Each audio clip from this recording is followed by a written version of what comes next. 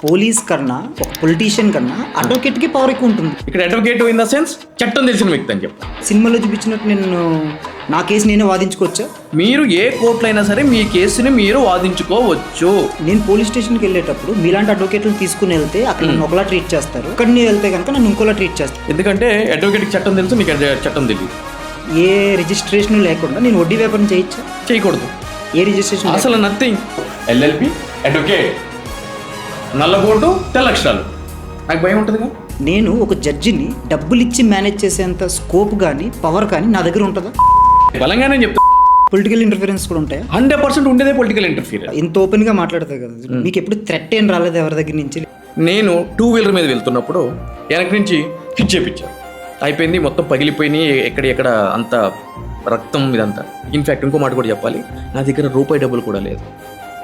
ఈరోజు నువ్వు పిలిచి ఫ్రెండ్షిప్లో ఏదైనా పెడితే తింటా.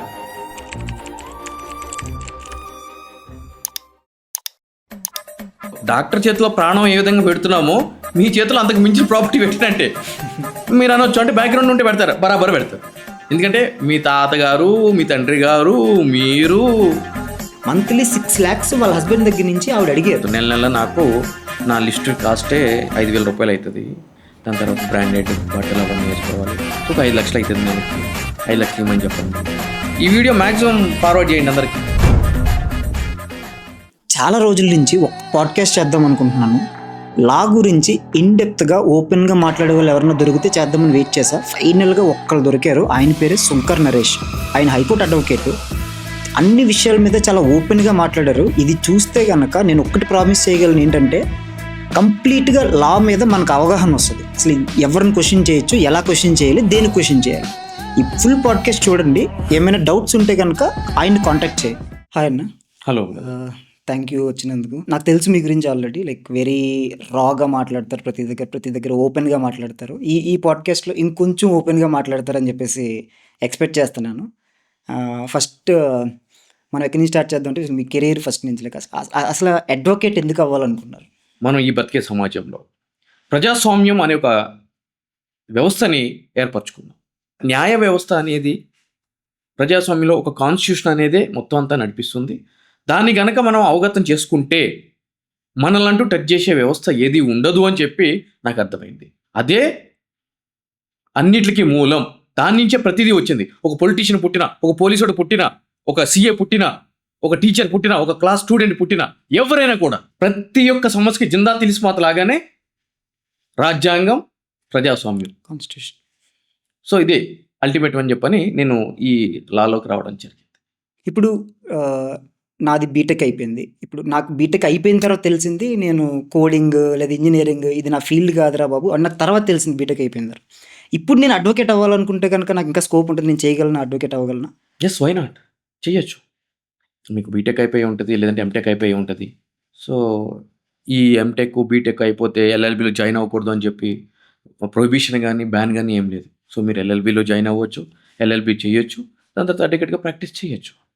కాకపోతే ఇక్కడ ఏం జరుగుతుంది అని అంటే కనుక మీరు ఈ లా చేద్దాం అనుకునేది జీవనోపాధి కోసమా, లేదు అంటే కనుక ప్యాషన్ తోట అనేది ఇక్కడ ప్రధానమైన అంశం.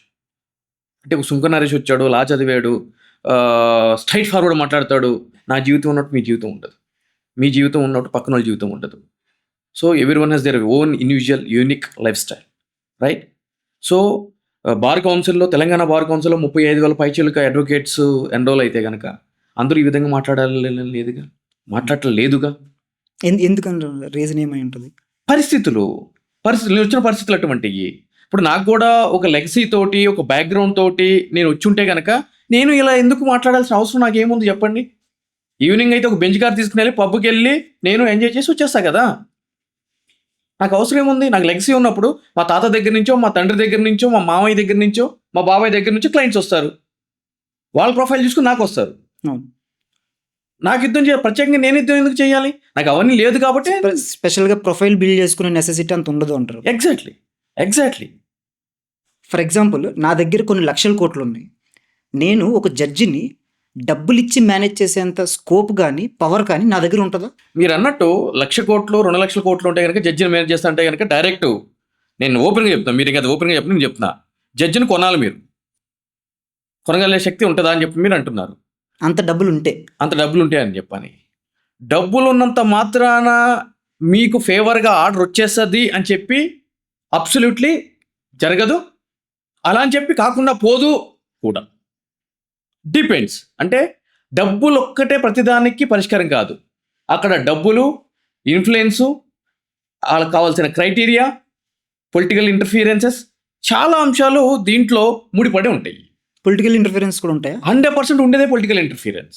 First criteria political interference, second criteria డబ్బులు, థర్డ్ క్రైటీరియా పోర్ట్ఫోలియో అంటే స్టేటస్. సో అయితే కొన్ని 100% ఇన్ఫ్లుయెన్సెస్ ఉంటాయి బలంగానే చెప్తున్నా, ఉంటాయి అని చెప్పి నేను చెప్తున్నాను. ఇన్ఫ్లుయెన్సెస్ ఉంటాయి. కాకపోతే ఏంటంటే కనుక పరిస్థితులను బట్టి అవి మారుతూ ఉంటాయి. ఇది అసలు ఈ క్వశ్చన్ ఎందుకు అడిగానంటే, నేను ఇప్పుడు రీసెంట్గా మనల్ని అల్లు అర్జున్ గారిని అరెస్ట్ చేశారు. మధ్యాహ్నం ఎప్పుడు అరెస్ట్ చేశారు, ఈవినింగ్ కల్లా కోర్ట్ హియరింగ్స్ జరిగాయి, బెయిల్ కూడా సంథింగ్ ఏదో వచ్చేసింది. అది జనరల్గా మిడిల్ క్లాస్ లాంటి పర్సన్ ఎవరైనా వెళ్ళినప్పుడు ఇలాంటివి జరిగినాయి మీరు ఎప్పుడైనా చూసారా? సో ఇక్కడ ఒకటి మనం ఆలోచించాలి బ్రదర్.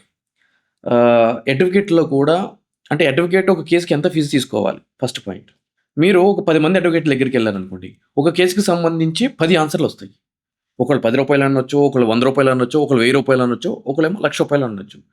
ఏంటి డిఫరెన్స్ అని అంటే కనుక వాళ్ళకి క్యాపబిలిటీ, రైట్?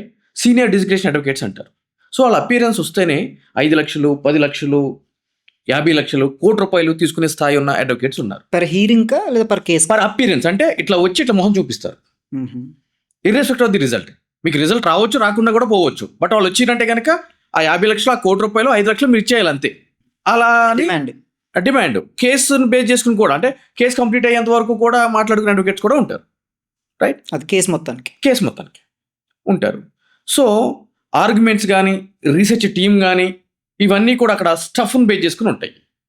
ఇక్కడ కోర్ట్స్ కూడా ఏం జరుగుతుంది అని అంటే కనుక, జ్యుడిషియల్లో ప్రజలు కూడా తెలుసుకోవాల్సిన అంశము, సీనియర్ డిజిగ్నేషన్ అని చెప్పి ఎందుకు ఇస్తారు అని అంటే కనుక వాళ్ళ యొక్క ఆర్గ్యూ చేసిన యొక్క కేసుల యొక్క తీవ్రతను బట్టి, అదేవిధంగా దాన్ని సైటేషన్స్ అంటారు. అంటే ఒక కేసు అతీతంగా, చట్టాలకు అతీతంగా కానీ ఒక ఎక్స్ట్రాడినరీ పాయింట్ తోటి ఆర్గ్యుమెంట్ చేసినప్పుడు, అది ఎలో అయినప్పుడు, అంటే ఆ కేసు విన్ అయినప్పుడు పుస్తకాల్లో రచించబడుతుంది, న్యాయ పుస్తకాల్లో. సో అటువంటి ఒక క్రైటీరియాను బేస్ చేసుకుని వాళ్ళకి సీనియర్ డిజిగ్నేషన్ అని చెప్పని ఇస్తారు. ఇచ్చినప్పుడు వాళ్ళకి జడ్జెస్ ప్రిఫరెన్స్ ఇవ్వాలి. అది కూడా రూల్. వాళ్ళకి ప్రిఫరెన్స్ ఇవ్వాలి. అంటే వాళ్ళు వచ్చి నిలబడితే, అంటే నేను నిలబడ్డాను, పక్కన వేరే సీనియర్ కౌన్సిల్ నిలబడ్డాను అనుకోండి, ఆయనకి ప్రిఫరెన్స్ ఇవ్వాలి, రైట్? అంటే ఇప్పుడు నేను కనుక వెళ్ళేదని చెప్తే వినలేదనుకోండి, ఆయన చెప్తే వింటారు. జస్ట్ బికాస్ నాకు 1 minute టైం ఇస్తే వాళ్ళకి 1 hour టైం ఇవ్వచ్చు, 2 hours కూడా టైం ఇవ్వచ్చు. అది కూడా యాజ్ పర్ ద రూల్. అంటే అది ఆ యొక్క ట్రెడిషన్ నడుస్తుంది ఆ విధంగా, సీనియర్ డిజిగ్నేషన్. సో కాబట్టి అల్లు అర్జున్ గారి కేసుకి సంబంధించి ఇదంతా ఎందుకు చెప్తున్నానంటే పాయింట్కి వచ్చేస్తున్నాను.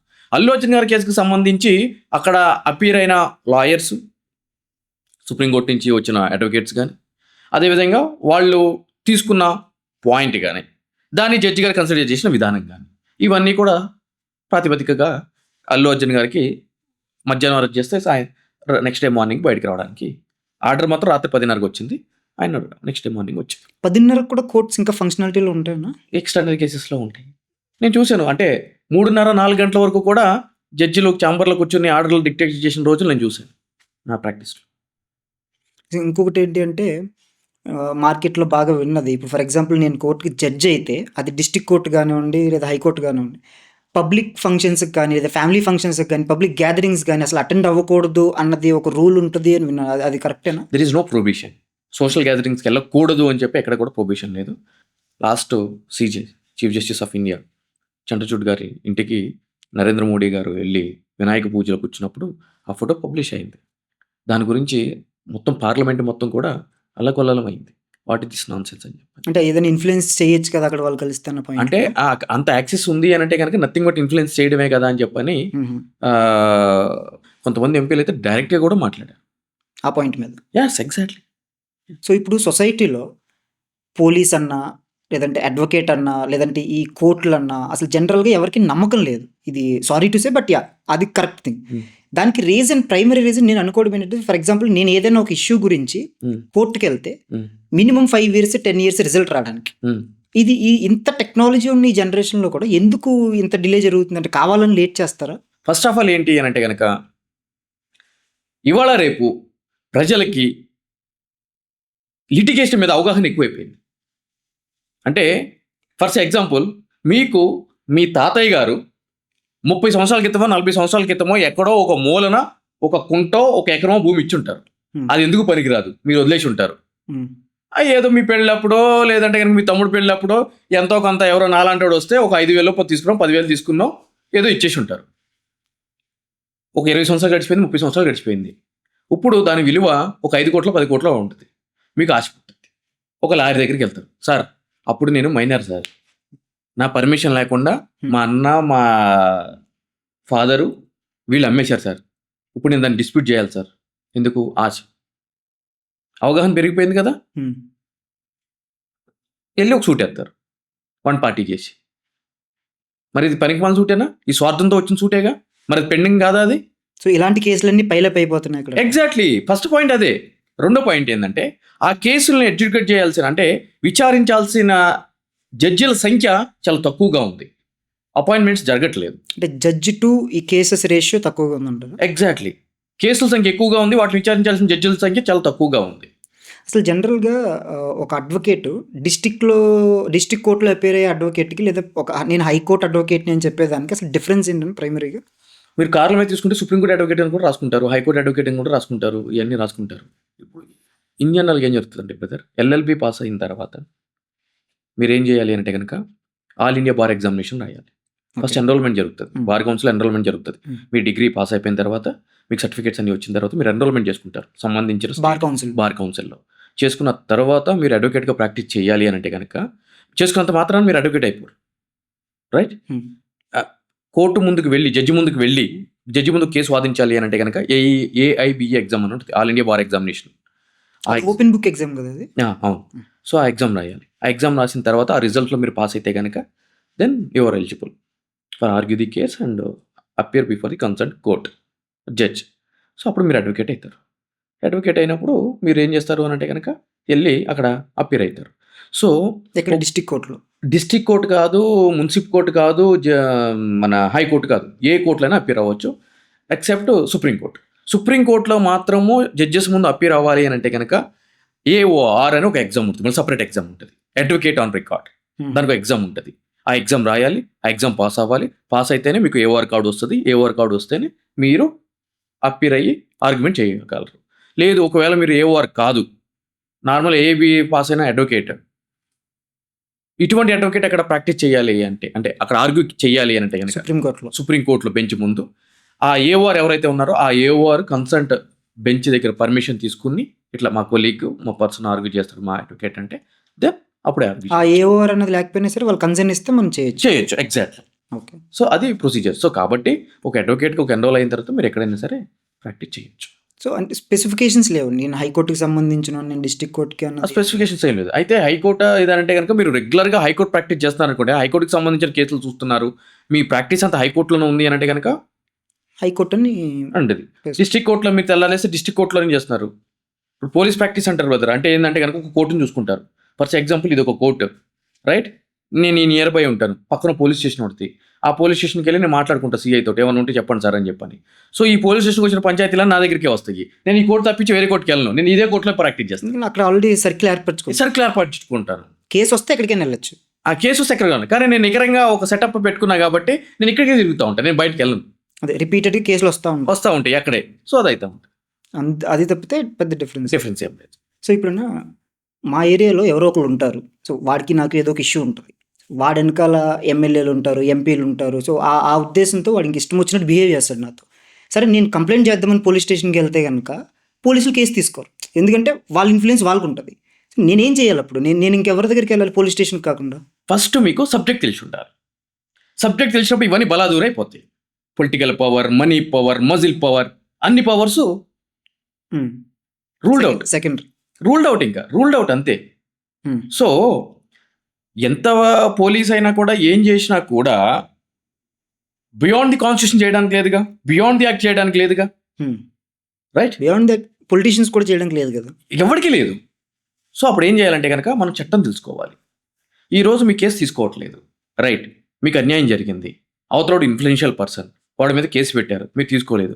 అప్పుడు చట్టం ఏం చెప్తుంది అంటే కనుక పోలీస్ స్టేషన్లో ఒక పోలీస్ అధికారి కేసు తీసుకున్నప్పుడు మీరు ఆ యొక్క ఫిర్యాదుని స్పీడ్ పోస్ట్ రూపంలో సంబంధించిన డిస్టిక్ అయితే డిస్టిక్ ఎస్పీకి, సిటీ అయితే కనుక కమిషనర్కి, అదేవిధంగా డీసీపీకి, కన్సర్న్ ఎస్హెచ్ అంటే స్టేషన్ హౌస్ ఆఫీసర్ సిఐకి స్పీడ్ పోస్ట్ పంపించమని చెప్తుంది. రైట్? పంపిస్తే ఏమైతే స్పీడ్ పోస్ట్ పంపిస్తే మీ దగ్గర ఒక ఆధారం ఉంటుంది. ఏం ఆధారం? నేను ఆల్రెడీ కంప్లైంట్ ఇచ్చాను అని చెప్పని పోస్టల్ ఎక్నాలజ్మెంట్ ఉంటుంది కదా మీ దగ్గర, return proof. Exactly. So that is deemed to have been received complaint. Right? అప్పుడు అతను అధికారం అతను చేయనప్పుడు నెక్స్ట్ సీన్లోకి ఎవరు వస్తారు?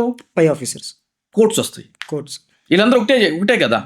ఇప్పుడు పోలీస్ అంతా ఒకటే, అంటే డీసీపీ అయినా, ఏసీపీ అయినా, సిఐ అయినా అదంతా ఒకటే యూనిఫామ్ కదా.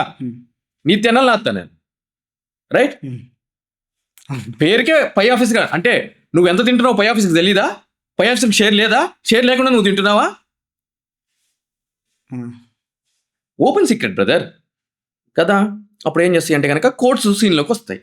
అప్పుడు నాలాంటి ఒక అడ్వకేట్ దగ్గరికి వస్తే మనం ఏం చేస్తాము అంటే కనుక ఆర్టికల్ 226లో రిట్ పిటిషన్ కానీ, లేదు అని అంటే కనుక ప్రైవేట్ కంప్లైంట్ కానీ కింది కోర్టులో వేసి ఆ కోర్టు నుంచి డైరెక్షన్ ఇప్పిస్తాం. ఎవరికి? కన్సర్న్ పోలీస్ అధికారులకి ఎఫ్ఐఆర్ రిజిస్టర్ చేయమని. సో కోర్టు ఆర్డర్ చేస్తుంది ఎగ్జాక్ట్లీ స్టేషన్కి. Yes, exactly. ఇంకప్పుడు చైనే చేయాలి. అప్పుడు ఎక్కడికి పోతారు? చేయాల్సిందే కదా. అవును. సో ఇదంతా జరగాలంటే ఏం చేయాలి? చట్టం తెలియాలి. అవును. రైట్? చట్టం తెలిస్తే నీ సమస్యకి పరిష్కారం దొరుకుతుంది. ఇప్పుడు దీన్ని అదర్ వే అరౌండ్ చెప్తానన్న. ఇప్పుడు సో వాళ్ళే ఇన్ఫ్లుయెన్షియల్ క్యాండిడేట్స్ ఎవరైతే ఉన్నారో నన్ను ఇబ్బంది పెట్టడానికి కేసు వేస్తే నా మీద, ఒక తప్పుడు కేసు, నా దగ్గర, నేను ఒక మిడిల్ క్లాస్ పర్సన్ని, నా దగ్గర ఫర్ ఎగ్జాంపుల్ డబ్బులు లేవు, ఒక అడ్వకేట్కి పే చేసుకుని తీసుకెళ్ళేంత డబ్బులు కూడా నా దగ్గర లేవు. సో ఆ టైంలో సినిమాలో చూపించినట్టు నేను నా కేసు నేనే వాదించుకోవచ్చా కోర్టుకెళ్ళి? ఎస్, 14% అంటారు బ్రదర్. అదేవిధంగా మీ దగ్గర అంత స్తోమత లేదు, మీరు పేదరికంగా ఉన్నారు అని చెప్పి అనుకుంటే కనుక మీకు ఆర్టికల్ 39A ఉచిత న్యాయ సహాయం అందించాలి అని చెప్పని క్లియర్గా పొందపరిచింది. అంటే రాష్ట్ర ప్రభుత్వము మీ తరపున మీ కేసు వాదించడానికి ఒక న్యాయవాదిని రాష్ట్ర ప్రభుత్వమే ఏర్పాటు చేస్తుంది, ఫ్రీ ఆఫ్ కాస్ట్. కానీ బయట ప్రైవేటు అడ్వకేట్ చేసినంత ఎఫిషియెంట్గా చేస్తారా లేదా అనేది పక్కన పెడితే 100% చేస్తారు. ప్రొవిజన్ ఉంది. అదేవిధంగా మీ కేసును మీరు కూడా వాదించుకోవచ్చు. రిలవెంట్ టు సెక్షన్స్ లేదు, irrespect of the any case, as a being a party in person, మీరు ఏ కోర్టులో అయినా సరే మీ కేసుని మీరు వాదించుకోవచ్చు వితౌట్ లాయర్. అడ్వకేట్స్ యాక్ట్లో క్లియర్గా పొందుపరిచింది, any person can argue the case అని చెప్పని ఉంది. నెక్స్ట్ ఇంకో పాయింట్, ఇప్పుడు ఫర్ ఎగ్జాంపుల్ నాకు ఫోన్ కాల్ వచ్చింది పోలీస్ స్టేషన్ నుంచి నన్ను రమ్మని చెప్పేసి, నేను పోలీస్ స్టేషన్కి వెళ్ళేటప్పుడు మీలాంటి అడ్వకేట్లను తీసుకుని వెళ్తే అక్కడ ఒకలా ట్రీట్ చేస్తారు, నేను ఒక్కడిని వెళ్తే కనుక నన్ను ఇంకోలా ట్రీట్ చేస్తారు. ఇది ఎందుకు అక్కడ అలాగా ఫ్రెండ్లీ పోలీసింగ్ ఎక్కడ ఉంటుంది అప్పుడు? ఎందుకంటే అడ్వకేట్కి చట్టం తెలుసు, నీకు చట్టం తెలియదు. నువ్వు కోర్టుకి వెళ్ళాలి అని అంటే కనుక మినిమం 1 లక్ష రూపాయలు 2 లక్షలు పెట్టుకోవాలి. అదే అడ్వకేట్ కోర్టుకి వెళ్ళాలంటే 10 రూపాయలు ప్రింట్అవుట్ 10 రూపాయలు అవుతుంది, సరిపోతుంది. 10 రూపాయలు 1 లక్ష రూపాయలకి ఎట్లా ఉంటుంది? 1 లక్ష రూపాయలు ఖర్చు పెట్టి నువ్వు కోర్టుకి వెళ్ళాలి అని అంటే కనుక అవుతుందా నీతో? నేను వెళ్ళలేను కాబట్టి వాళ్ళు నన్ను అలా ట్రీట్ చేస్తారు. ఎగ్జాక్ట్లీ. సో అయితే పోలీస్ కన్నా, ఒక పొలిటీషియన్ కన్నా అడ్వకేట్కి పవర్ ఎక్కువ ఉంటుంది. ఎగ్జాక్ట్లీ. ఇక్కడ అడ్వకేట్ ఇన్ ద సెన్స్ నల్ల కోట్ వేసి బ్యాండ్ పెట్టే వ్యక్తి అనే కాదు, చట్టం తెలిసిన వ్యక్తి అని చెప్పాను. సో ఎవరికి చట్టం అయితే తెలుస్తుందో వాళ్ళకి. ఎగ్జాక్ట్లీ. అడ్వకేట్స్ యాక్ట్ కూడా అదే చెప్తుంది. ఇంకొక వర్డ్ యూజ్ చేయాలనుకుంటున్నాను, ఇది సారీ, బట్ అడ్వకేట్స్కి హార్ట్ లేకుండా వర్క్ చేస్తారు అని చెప్పేసి మార్కెట్లో ఒక ముద్ర పడిపోయింది. ఎందుకంటే దానికి ఒక చిన్న ఎగ్జాంపుల్ చెప్తా. ఒక అమ్మాయిని రీసెంట్గా రేప్ చేసి చంపేశారు, ఎక్యూజ్డ్ ఒకడు ఉన్నాడు, ఎక్యూజ్డ్ కోర్టుకి అటెండ్ అవ్వాలి, ఆ ఎక్యూజ్డ్ కూడా ఒక అడ్వకేట్ ఉంటాడు. సో ఆ అడ్వకేట్కి తెలుసు తను తప్పు చేశాడు, బట్ స్టిల్ ఆ హార్ట్ లేకుండా కేవలం తన జాబ్ తను చేస్తూ ఉంటాడు. ఇటువంటి కొన్ని కేసులు జరిగినప్పుడు, హీనియస్ క్రైమ్ జరిగినప్పుడు కొంతమంది కొన్ని కోర్టుల్లో బార్ అసోసియేషన్ సభ్యులు, అంటే అడ్వకేట్స్కి ఒక అసోసియేషన్ ఉంటుంది కాబట్టి వాళ్ళందరూ కూడా వాలంటరీగా ఇతని కేసు మనం ఆర్గ్యూ చేయకూడదని చెప్పి డెసిషన్ తీసుకున్న సందర్భాలు కోకోలలుగా ఉన్నాయి.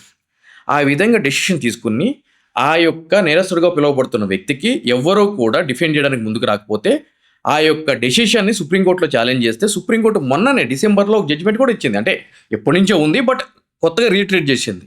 Right to defend as per the chapter 3 of the constitution of India and bar association does not have any authority or right అని చెప్పని. బ్యాన్ చేయడం. So it's a fundamental right to defend అనేది.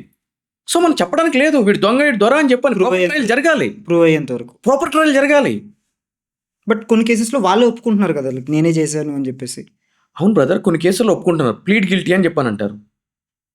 So ఏ పరిస్థితుల్లో ఒప్పుకున్నారు ఏంటి అనేది కూడా matter for consideration కదా. ఓకే, సో ఎవరైనా ఇన్ఫ్లుయెన్స్ ఇప్పుడు ఒక పెద్ద పెద్ద కేసులు ఏం జరుగుతూ ఉంటుంది. ఇప్పుడు డ్రంక్ అండ్ డ్రైవ్ పీకల దాకా తాగుతాడు, పోయి ఎవరిని గుర్తుతాడు, చంపుతాడు. ఆడ ఎమ్మెల్యే కొడుకు ఎంపీ కొడుకు ఉంటాడు, వేరే వాడు చెప్పుకుంటాడు. వేరే డ్రైవర్ అంటాడు, అరే నీ ఫ్యామిలీని సెట్ చేస్తా, నీ పెళ్ళాన్ని నీ పిల్లల్ని అందరిని నేను చూసుకుంటాను, రూపాయలు లొంగిపోయి లోపలికి పోరా అని అంటాడు. వాడు ఏమనుకుంటాడు, నేను జీవితకాలం డ్రైవింగ్ చేసినా కూడా నేను అలా సెట్ చేస్తానా, నా కొడుకుని డాక్టర్ చేస్తా అంటున్నాడు, ఇక నాకు ₹1,00,00,000 ఇచ్చాడని చెప్పి వాడు పోయి అవును సార్ నేనే గుద్దినా అంటాడు. జరగలేదు ఇట్లా. పంజాగుట్ట పోలీస్ స్టేషన్ మొత్తం ట్రాన్స్ఫర్ అయింది. 99 మంది పోలీస్ అధికారులు ట్రాన్స్ఫర్ అయ్యారు. ఎందుకు? షకీల్ కొడుకు ఎమ్మెల్యే కొడుకు జీప్తో గుద్దితే దాంట్లో డ్రైవర్ పోయి వేరే వాళ్ళని ఇంప్లికేట్ చేశారు దాంట్లో. ఫైనాన్షియల్ విషయం దగ్గరకు వస్తాము. నాకు ఏదన్నా ఒక నెసెసిటీ వచ్చి ₹1,00,000 అప్పు చేశాను నేను, బాగా నెసెసిటీ వచ్చి. ఆ ₹1,00,000 చేసిన అప్పుకి నేను ₹1,00,000, ₹2,00,000, ₹3,00,000 వడ్డీ కడుతున్నా అసలు పక్కన పెట్టి. సో ₹10, ₹20, ₹40 ఇంక ఇష్టం వచ్చిన వడ్డీ. నేను దగ్గర నుంచి చూసే చాలా మందిని. సో వీళ్ళని ఎవరు ఏం చేయలేరా అసలు? అంటే ఆన్లైన్ అప్లికేషన్స్ గురించి మాట్లాడట్లేదు నేను. సో దానికి కొన్ని రెగ్యులేషన్స్ పని ఆఫ్లైన్లో చేసే వాళ్ళ గురించి మాట్లాడతాను. విజయవాడ కాల్మనీ కేసు మీకు తెలిసే ఉంటుందిగా.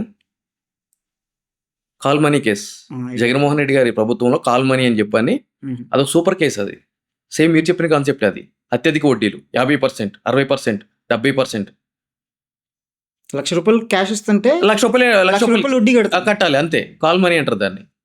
సో దానికి సంబంధించి ఉన్నాయి ఫైనాన్షియల్ ఇర్రెగ్యులారిటీస్ చెప్తే యాజ్ పర్ ఇప్పుడు ఇంట్రెస్ట్ ఎంత ఉండాలి అని చెప్పి ఆర్బీఐ గైడ్లైన్స్ ఉంది. ప్రభుత్వ బ్యాంక్ ఎంత ఇంట్రెస్ట్ ఇవ్వాలి, ప్రైవేట్ బ్యాంక్ ఎంత ఇంట్రెస్ట్ ఇవ్వాలి, నాన్ ఫైనాన్షియల్ బ్యాంకింగ్ సర్వీసెస్ ఎటువంటి ఇంట్రెస్ట్ ఇవ్వాలి అని చెప్పని క్లియర్గా పొందుపరుచుంది. ఫైనాన్షియల్ ఇర్రెగ్యులారిటీస్ జరిగినప్పుడు దానికి సంబంధించి ఎవరైనా ఈ విధంగా డిపాజిట్ చేసినప్పుడు డిపాజిట్స్ యాక్ట్ కూడా ఉంది, దాని ప్రకారం ఆస్తులు సీజ్ చేస్తూ ఉంటారు.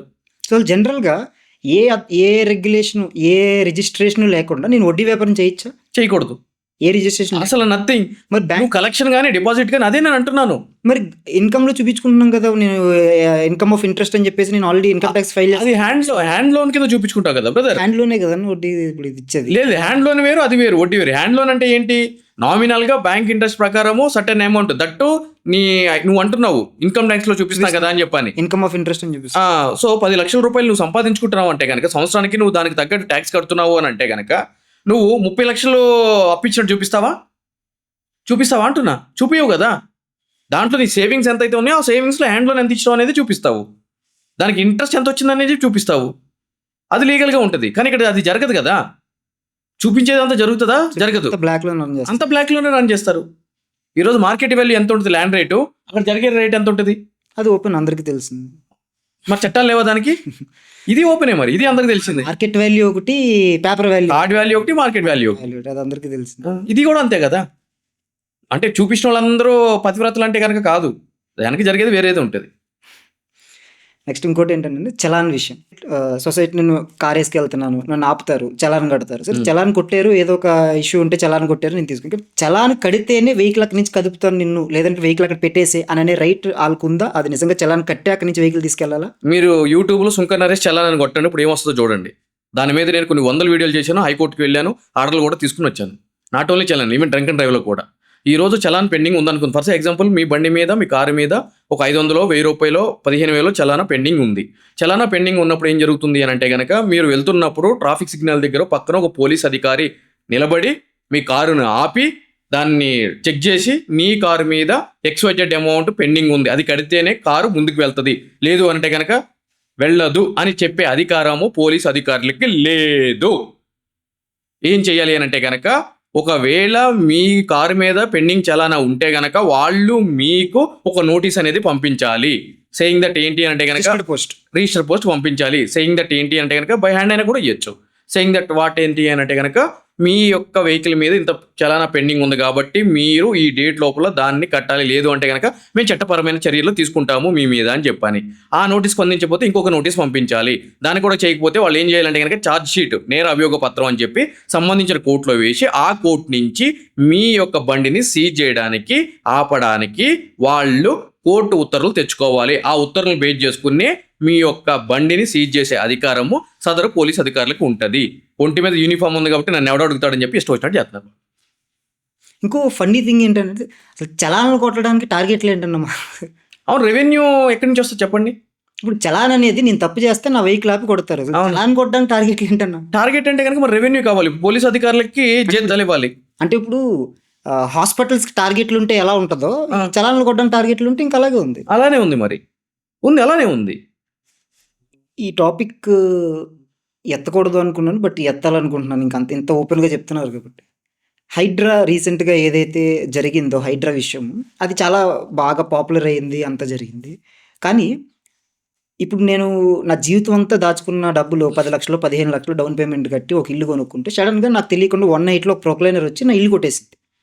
సో నేను కోర్టుకి వెళ్ళి నా కోర్టు ఆ ఇల్లు ఇస్తుందా లేదా అన్నది వేరే విషయం. నాకు ఆ రిలవెంట్ ఆ ఈక్వలెంట్ టు మానిటరీ బెనిఫిట్స్ అని అట్లీస్ట్ కోర్టు అరేంజ్ చేసిందా ఇప్పటివరకు ఎవరైనా కోర్టుకి వెళ్ళిన వాళ్ళకి? ఈ విధంగా హైడ్రా వచ్చిన తర్వాత ఏదైతే డిమాలిషన్ జరిగిందో వాళ్ళు కాంపన్సేషన్ గురించి సివిల్ సూట్ ఫైల్ చేయాల్సి ఉంటుంది.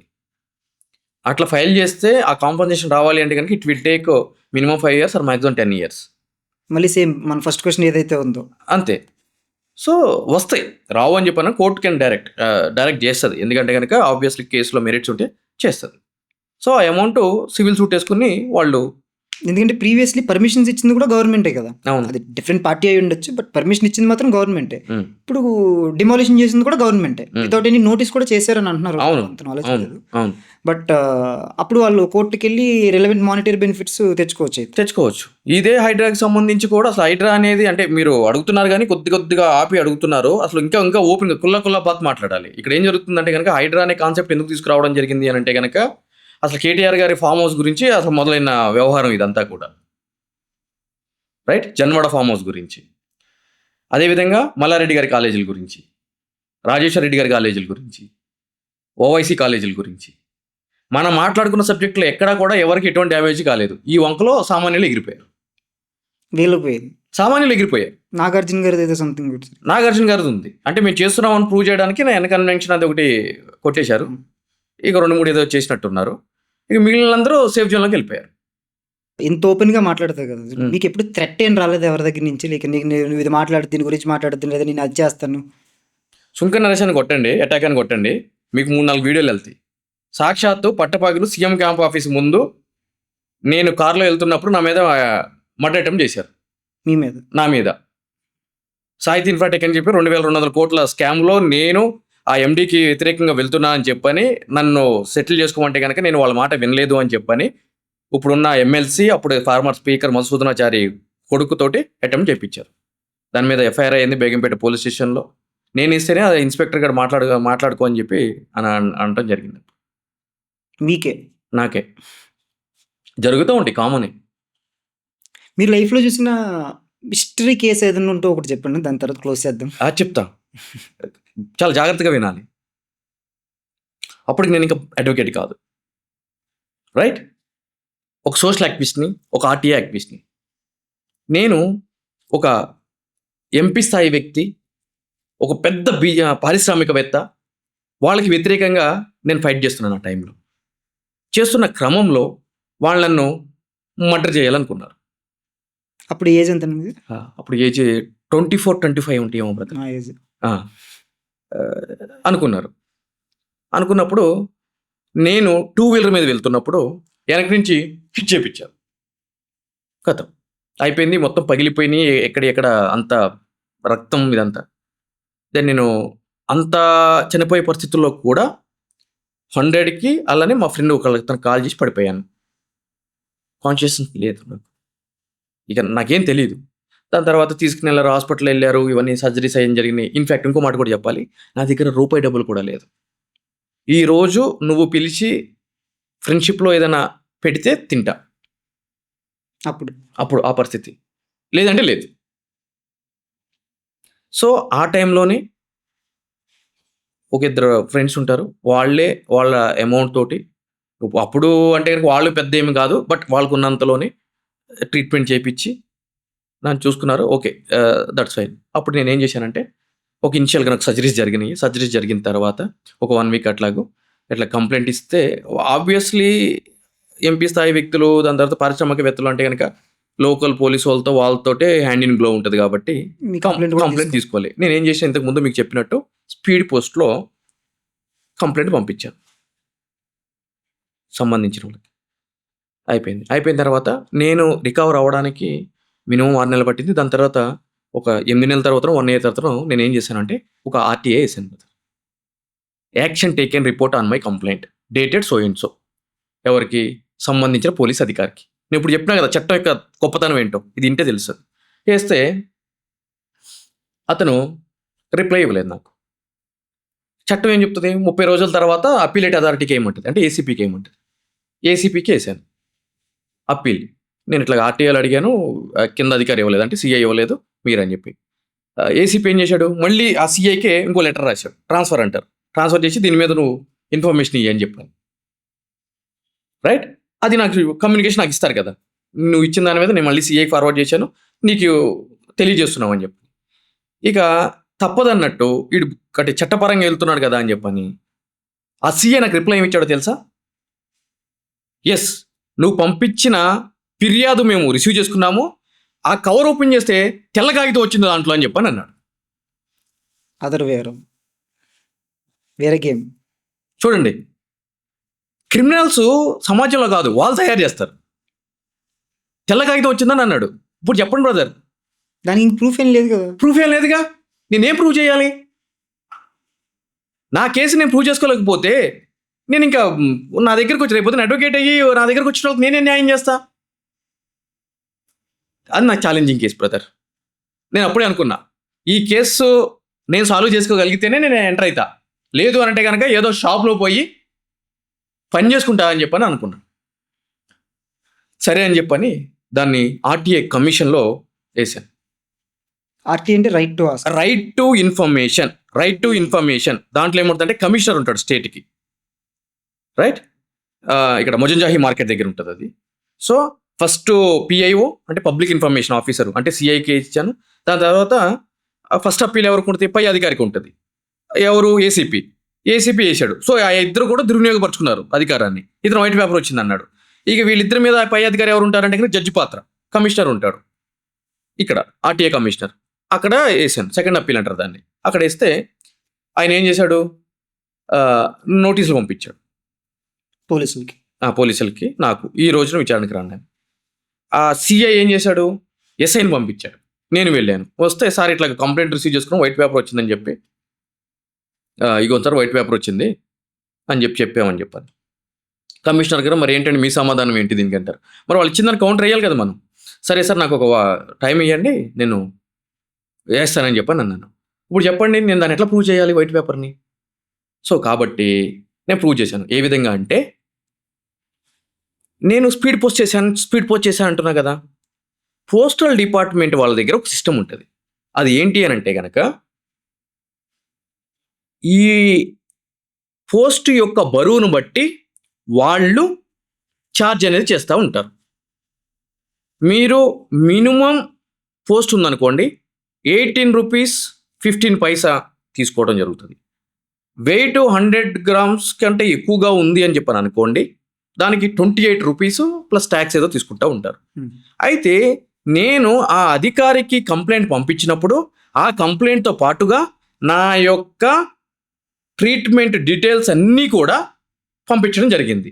అంటే పేపర్లో కూడా ఆ పోస్ట్లో ఆ కంప్లైంట్తో పాటు అంటే ఆ పోస్టల్ వాల్యూ ఎంత ఉంది అని అంటే కనుక 28 రూపాయల చేంజ్ వచ్చింది నాకు ఆ వెయిట్ని బట్టి. అంటే దాని అర్థం ఏంటి అంటే కనుక నేను పంపించిన పోస్టల్ కవర్లో ఒక కంప్లైంట్ కాదు, దాంతోపాటు కొద్దిగా బరువున్నయ్యో కూడా నేను పంపించాను, డాక్యుమెంట్స్ పంపించాను. వీడేమనుకున్నాడు అతి తెలివిగాడు, కంప్లైంట్ ఒకటే పంపించుంటాడు, అందు గురించి వైట్ పేపర్ అంటే అయిపోద్ది కదా అని చెప్పని అన్నాడు. నేనేం చేశాను? పోస్టల్ డిపార్ట్మెంట్ వాళ్ళది ఈ విధంగా ఉంటుంది అని చెప్పి వాళ్ళ యొక్క ప్రొసీజర్ తీసుకుని, ఇదిగోనండి నా వెయిట్ 28 రూపాయలు పడింది అంటే నేను కంప్లైంట్తో పాటు నా యొక్క డాక్యుమెంట్స్ అన్ని కూడా పంపించాను, వీళ్ళు దాన్ని మ్యానిపులేట్ చేస్తున్నారు, call for the postal department అని అన్న. అయిపోయాయి సినిమా. వాళ్ళు ఒప్పుకున్నారు పోలీసులు. పోలీసు వాళ్ళు మాకు ఒక టైం కావాలని బయటకు వచ్చి సీఏ చేతిలో పట్టుకున్నాడు. నరేష్ మనకి ఎందుకబ్బా, కొత్త సినిమా రిలీజ్ అయినప్పుడు నువ్వు మన సినిమాకి వెళ్ళావు కదా, సినిమా టికెట్లు నేనే ఇప్పించాను, నీకు ఏదైనా కావాలంటే పని చేసి పెడతాను, దయచేసి ఇవన్నీ వదిలేసేయని. దానికి సంబంధించి వాళ్ళకు జీడీ ఎంట్రీ బుక్ కూడా తయారు చేశారు. జీడీ ఎంట్రీ అంటే జనరల్ డైరీ, అంటే ఏదైనా ఒక పోస్ట్ కానీ ఏదైనా కానీ వెళ్ళినప్పుడు దాంట్లో రికార్డ్ చేయాలి. వాళ్ళు తీసి పక్కన పడేశారు, రికార్డ్ చేయలేదు. సంవత్సరంన్నర క్రితం రికార్డ్ చేయాలి అని అంటే కనుక ఒక కొత్త బుక్ కొని దాన్ని పాత బుక్ లాగా తయారు చేసి దాంట్లో ఇట్లా తెల్ల పేపర్ రిసీవ్ చేసుకున్నాం అని చెప్పి రాసి ఇంత చేశారు. దాని తర్వాత కింద కూడా ఇంకోటి వచ్చి ఉంటాయి కదా, పైన మధ్యలో రాయాలి. మధ్యలో రాయాలి, అందుగురించి కదా కొత్త బుక్ ఉన్నారు. పాత బుక్లో రాయడానికి కుదరదు కదా, తెలిసిపోతుంది కదా కొట్టివేతలు గిట్టివేతలు ఉన్నాయి అని చెప్పని. సో ఇంత చేస్తే నేను ఒప్పుకోలేదు. సో షోకాజ్ నోటీస్ ఇష్యూ అయింది. ఆ యొక్క ఇన్స్పెక్టర్ ఎవరైతే ఉన్నారో అతన్ని సస్పెండ్ చేసి లూప్ లైన్లో కూడా వేయడం జరిగింది. సో ఆ విధంగా నేను ఆ కేసు గెలవడం జరిగింది. అది ఎక్స్ట్రాడినరీ కేసు, ఈ రోజుకు కూడా నేను మర్చిపోలేని కేసు. అసలు అడ్వకేట్ ఉండక ముందు చేసిన కేసు అది. అడ్వకేట్గా ఉండక ముందు చేసిన కేసు. ఇప్పుడు జనరల్గా ఈ పాడ్కాస్ట్ ఎవరైనా చూస్తున్న వాళ్ళు అసలు జనరల్గా ఈ పాడ్కాస్ట్ చేసిన మేజర్ ఇంట్రెస్ట్ ఏంటంటే, ఎవరికైనా సరే లా గురించి చేయాలి. ఇప్పుడు జనరల్గా పేరెంట్స్ కానీ ఏమవుతారంటే ఇంజనీర్ అవుతావు, డాక్టర్ అవుతావు, ఇది తప్పితే ఎవరు కూడా లాయర్ అవుతావు అని అడిగేటోళ్ళు ఎవరు లేరు. లాలో సరిగ్గా లాలో సరిగ్గా సెటిల్ అవ్వలేరేమో, డబ్బులు ఎక్కువ సంపాదించలేరేమో, మనకి బ్యాక్గ్రౌండ్ లేదు, కేసులు వస్తాయో రావో వీళ్ళకి అన్న పాయింట్లో కూడా చేయట్లేదు. కరెక్టే బ్రదర్. అయితే ఇక్కడ ఏం జరుగుతుందంటే, లాలోకి వస్తారు, మళ్ళీ వాళ్ళకి బతుకు తెరుగులా కోర్టు వేసుకుంటే మీకు నెలకు వచ్చే 50 లక్షల రూపాయలు వచ్చేస్తాయా? రావు కదా. ఇది చాలా డిఫికల్ట్ ఫీల్డ్. కానీ అలాగే ఇంకొక పాయింట్ అన్న, ఇప్పుడు నేను లా ప్రాక్టీస్ చేస్తున్నప్పుడు కేసులు వస్తే చచ్చినట్టు కేసులు చేసుకోవాలి తప్పితే నేను వేరే బిజినెస్ చేయకూడదు, వేరే జాబ్ చేయకూడదు. Yes exactly. మరి ఇంకప్పుడు ఇంకా అదే కదా మేజర్ బ్యారియర్ అవుతుంది జనాలు రావడానికి. ఎగ్జాక్ట్లీ అందు గురించి నేను అందుకే ఈ క్వశ్చన్ రేజ్ చేశాను. సో కోర్టు వేసుకున్నంత మాత్రాన మనం కూడా కోట్లు సంపాదించవచ్చు, అప్పిరావు గారిని ₹1 ఇచ్చేస్తారు, ఇదని కాదు. దీనికి కూడా మీకు సినిమా ఇండస్ట్రీ, పొలిటికల్ ఇండస్ట్రీలో ఉన్నట్టే లీగల్లో కూడా నువ్వు ఏ జనరేషన్ లాయర్ అని చెప్పని అడుగుతారు. కొత్తగా నీ మొహం కనిపించింది అనుకోండి, మీరు ఏ జనరేషన్ లాయర్ అని చెప్పని అడుగుతారు. దాని అర్థం ఏంటి అని అంటే కనుక ఫస్ట్ జనరేషన్ అని చెప్పారు. ఫస్ట్ జనరేషన్ అని చెప్తారు. బట్ ఫస్ట్ జనరేషన్ అంటే కనుక మిమ్మల్ని నమ్మి కేసు ఏ విధంగా ఇవ్వాలి? అంతే కదండి. ఇప్పుడు డాక్టర్ చేతిలో ప్రాణం ఏ విధంగా పెడుతున్నామో మీ చేతిలో అంతకు మించిన ప్రాపర్టీ పెట్టినట్టే, ఆ జీవితం పెట్టినట్టే, పోయినట్టే. అంతే, మీ జీవితం పెట్టినట్టే. దాని మానిటరీ వాల్యూ ఎక్కువ. ఎగ్జాక్ట్లీ. సో ఎట్లా పెట్టాలి, ఏ విధంగా నమ్మాలి మిమ్మల్ని? అదే మీరు అనొచ్చు అంటే బ్యాక్గ్రౌండ్ ఉంటే పెడతారు, బరాబర్ పెడతారు. ఎందుకంటే మీ తాతగారు, మీ తండ్రి గారు, మీరు అదే ఫీల్డ్. అది అంతే. ఇంకా అది గుడ్డిగా వెళ్ళిపోతుంది సమాజం. దానికి లాజికల్ రీజనింగ్స్, ఆల్గారిథమ్స్ ఏమి ఉండవు. దీనికి కూడా నెపోటిజం అయితే ఉంటుంది. అంటే నేను అనేది కూడా అదే. ఒకవేళ అది లేదని అనుకుందాము, మీకు ఇండివిజువల్గా ఎట్లా తెచ్చుకోగలుగుతారు కేసెస్? మీరు ఎట్లా ఆర్గ్యూ చేయగలుగుతారు? ఎట్లా సబ్జెక్ట్ని గెయిన్ చేయగలుగుతారు? దిస్ ఆర్ ప్రైమ్ ఆస్పెక్ట్స్ కదా బ్రదర్. ఇప్పుడు ఈ అల్యూమినియం కేసెస్, డైవర్స్ కేసెస్ మార్కెట్లో ఎక్కువైపోయింది. ఇప్పుడు రీసెంట్గా ఒక వీడియో కూడా చూసాము, ఒకళ్ళు మంత్లీ 6 lakhs కావాలని చెప్పేసి ఒక వీడియో వైరల్ అయింది సోషల్ మీడియాలో. మంత్లీ 6 lakhs వాళ్ళ హస్బెండ్ దగ్గర నుంచి ఆవిడ అడిగారు. సో కోర్టులో జడ్జి ఆబ్వియస్లీ తిట్టారు ఆవిడని, లైక్ అది ఎంతవరకు పాసిబుల్, ఆవిడ అంత ఖర్చు పెట్టుకోవాలనుకుంటే ఎర్న్ చేసుకుని ఖర్చు పెట్టుకోండి అని చెప్పేసి. నవ్వే డేస్ ద బెస్ట్ బిజినెస్ ఏముందో తెలుసా మార్కెట్లో? ఫస్ట్ లివ్ ఇన్ రిలేషన్షిప్ చేసి రేప్ కేసులు పెట్టడం, ఫస్ట్ వన్. 2, మ్యారేజ్ చేసిన తర్వాత డిస్ప్యూట్స్ తోటి ఫాల్స్ 490 కేసులు పెట్టి కావాల్సిన స్కోర్స్ని సెటిల్ చేసుకోవడం. ఇవి చాలా ట్రెండింగ్గా ఉన్న బిజినెస్లు. ఓపెన్ ఫ్యాక్ట్ ఇది, రైట్? సుప్రీంకోర్టు కూడా చాలా సందర్భాల్లో చెప్పింది 498 అనే సెక్షన్ తీసుకొచ్చిన పర్పస్ వేరు, అది వాడుతున్న పర్పస్ వేరు అని చెప్పాలి. 498 అంటే భార్య భర్త మీద, అత్తమామల మీద పెట్టే సెక్షన్, గృహహింస. ఎగ్జాక్ట్లీ. ఎవరైనా బాధితులు అంటే ఈ మ్యారేజ్కి సంబంధించి డైవర్స్ లాస్ గురించి కానీ, ఫ్యామిలీ లాస్ గురించి కానీ, అదేవిధంగా నాకు ఫస్ట్ పడేది ఏంటి అంటే కనుక భార్య భర్తల మీద, వాళ్ళ మీద గృహహింస కేసు 498 అని చెప్పినట్టు. అధిక కట్టం అడుగుతున్నాడు డౌరీ ప్రొహిబిషన్ యాక్ట్ ప్రకారము. ఇవి 2 అయిపోయిన తర్వాత పోలీసు వాళ్ళ దగ్గర తర్వాత పడేది ఏంటి అంటే కనుక డీవీసీ, డీవీసీ అంటే మెయింటెనెన్స్ గురించి.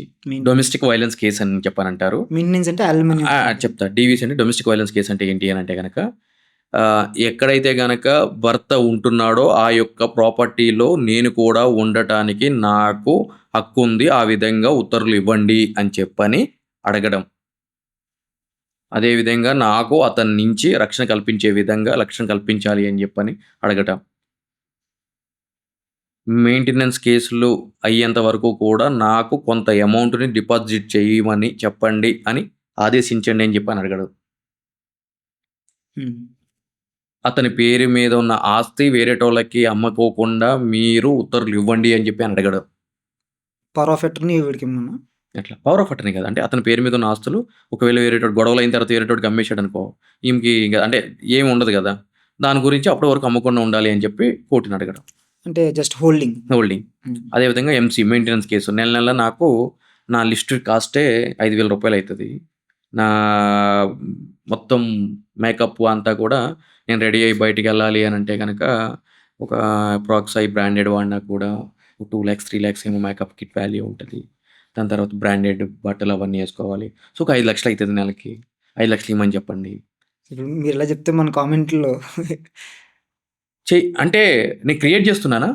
కంటెంట్ నేనేమైనా క్రియేట్ చేస్తున్నానా? ఒకళ్ళు అడిగారు నిజంగా అది. ఒక 6,00,000 నాకు మెయింటెనెన్స్ కావాలని చెప్పేసి రీసెంట్‌గా అదే బ్రదర్ కర్ణాటక హైకోర్టులో అడిగారు. జస్టిస్ లేడీషిప్ లలిత గారు ఆవిడకి అడిగింది, "ఏమ్మా మరి అతనేం బతకొద్దా? నీకే అన్నీ కావాలంటే గనక నువ్వు మెయింటెనెన్స్ అడుగుతున్నావు వేరే అవుతున్నావు" అంటే కర్ణాటక హైకోర్టు మన తెలంగాణ నుంచి అక్కడికి ట్రాన్స్‌ఫర్ అయ్యారు లలిత గారు. సో, ఆవిడే అడిగింది. సో, మీరు అంటే మీరు ఏదైతే సోషల్ మీడియాలో చూసాను. అది దాని గురించి. సో, ఇవన్నీ కూడా ఇష్టం వచ్చినట్టు అడగడం. దానికి జనరల్‌గా కాలిక్యులేషన్ ఏమైనా ఉంటదండి? ఉంటది. ఉంటది. దాంట్లో కాలిక్యులేషన్ ఉంటది. అంటే ఆమెకి అదేమైనా హెల్త్ ఎలిమెంట్స్ ఉన్నాయనుకోండి, ఆ మెడిసిన్స్‌కి ఎంత అవుతున్నాయి?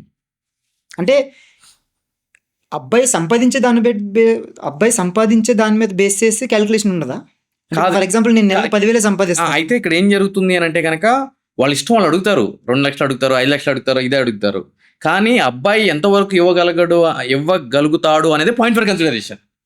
సో, అది ఎప్పుడు అవుతుంది అంటే గనక ఫైనల్ ఆర్గ్యుమెంట్స్‌లో ఉంటుంది. అంటే మీరు ఇంత సంపాదిస్తున్నారు అని చెప్పి she has to prove. Burden proof ఆమె మీద ఉంటది. మీరు 50,00,000 సంపాదిస్తున్నారా? 5,000 సంపాదిస్తున్నారా? అనేది ఆమె సాలరీలో వేసుకోవాలి. లేదు అనంటే కనుక దాన్ని అప్పుడు ఆమె చెప్తుంది, ఓరల్‌గా చెప్తుంది.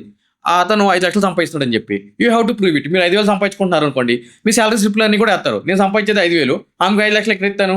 ఇక పోనీ ఇక జైల్లో వేయరు. ఇక నేను ఏం చేయాలని చెప్పని అంటాను. సో, అప్పుడు ఏం చేస్తారు? వదిలేస్తారా? లేదంటే జైల్లో వేస్తారా? ఏం లేదు, ఒక నామినల్ అమౌంట్ ఫిక్స్ చేస్తారు.